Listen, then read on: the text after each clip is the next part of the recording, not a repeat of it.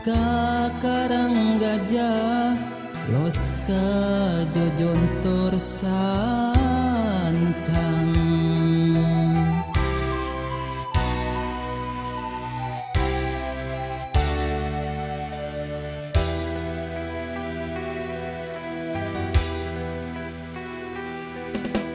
Cenah cek beja baheula aya nagara sancang Pakuan Pajajaran katelahna Prabu Siliwangi nu jadi rajana Sakti Mandraguna.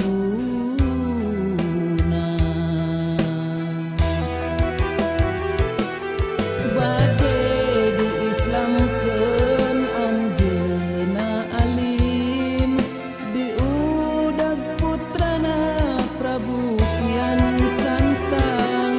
Hilang di leuweung eta, tilem di leuweung eta, sancang nu caneom geueuman.